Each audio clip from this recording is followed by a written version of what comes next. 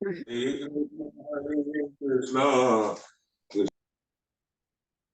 हरे कृष्णा। मंगलाचरण से स्टार्ट करते हैं।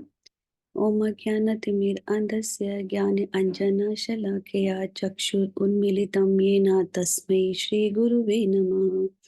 श्रीचैतन्यमनोभीष्टं स्थापितं येन भूतले स्वयं रूपा कदा मह्यं ददाति स्वपदान्तिकम्।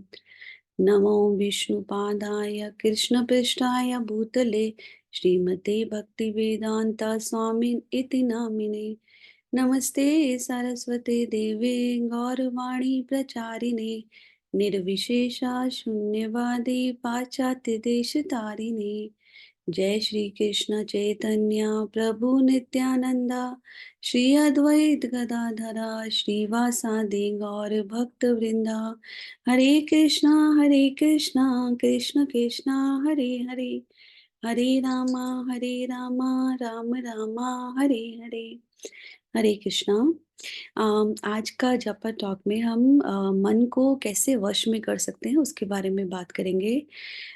इसका रेफरेंस जो है वो है भगवत गीता के 6 चैप्टर के 34th वर्स से, जिसमें अर्जुन लॉर्ड कृष्णा से पूछते हैं कि हवा को भी कंट्रोल करना कर सकते हैं लेकिन मन को वश में करना बहुत मुश्किल है। तो ऐसे चंचलम ही मना कृष्णा प्रमाथि बलवद दृढ़म तस्य अहम निग्रहम मन्ये वायुरीवस्य दुष्करम।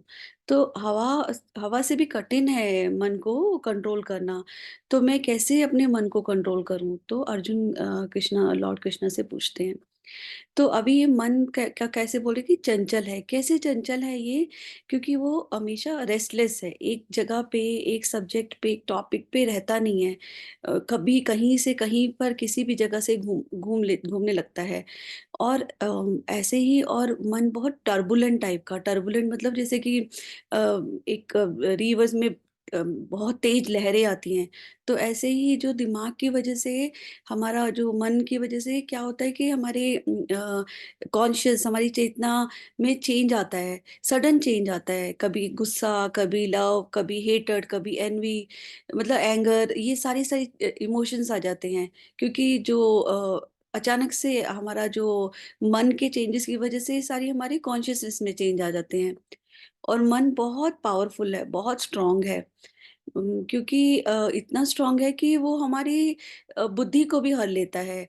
क्या सही है और क्या गलत है, वो उसको भी समझना बहुत मुश्किल हो जाता है। और उसका दूसरा क्या है कि अगर कोई हार्मफुल थॉट आ जाए, कुछ गलत विचार आ जाते हैं मन में, तो उसको निकालना बहुत ही मुश्किल है। तो जैसे कि हम रामायण का रेफरेंस लें तो मंथरा ने कैकेयी को कैसे एकदम उसकी बुद्धि को हर लिया था। क्योंकि मंथरा मतलब मन के अंदर गंदे मैलिशियस थॉट्स डालना। तो उसने जब उससे, जबकि कैकेयी को राम से कितना प्यार था, लेकिन उस टाइम पे उसके माइंड इतना पावरफुल हो गया था कि उसकी बुद्धि पूरी हर गई। और क्या सही है और क्या गलत है, वो समझ में नहीं आया। और जो हार्मफुल थॉट उसके मन में आ गया था, वो इतना उस टाइम पर आ गया कि वो निकालना बहुत मुश्किल हो गया।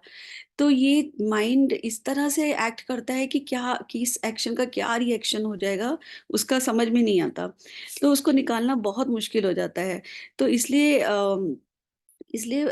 जैसे भगवत गीता में ऐसे ही अर्जुन पूछ रहे हैं कि अभी मैं इसको कैसे कैसे हम कंट्रोल कर सकते हैं। तो मन को जैसे कि हमारे को ये सिंपल सी एनालॉजी हमने देख पढ़ी है और हमें पता है कि जैसे हमारा शरीर जो है एक चैरियट की तरह है, एक रथ की तरह है, एक चैरियट की तरह कंपेयर किया हुआ है। और जो इस शरीर को चलाने वाला है वो ड्राइवर है हमारा इंटेलिजेंस, बुद्धि। और जो ड्राइविंग इंस्ट्रूमेंट है वो है हमारा माइंड। और माइंड मतलब कि जैसे हम चैरियट की बात करें तो चैरियट में ड्राइवर हो गया हमारा बुद्धि। और जो रोप्स, रस्सियां हो गई जो घोड़े के साथ लगी हुई हैं, जो रस्सियों से हम इधर उधर घोड़ों को भगा रहे हैं, जिससे हम काम कर रहे हैं, वो हो गया हमारा माइंड। और हॉर्सेस हो गए हमारे सेंसेस। और जो पैसेंजर है वो है हम, सोल। तो अभी क्या हो रहा है कि अगर जो माइंड है वो मन जो है वो अगर हैवी हो गया, मतलब कि रस्सियां हैवी हो गई, ड्राइवर की जगह रस्सियां चला रही हैं, तो क्या होगा? तो हमारे जो हॉर्सेस होंगे, सेंसेस होंगे, वो इधर उधर भागेंगे। और अगर सेंसेस ही गलत डायरेक्शन में जाएंगे तो सफर कौन करेगा? वो आप, सोल सफर करेगी, आत्मा सफर करेगी। सफर कैसे करेगी?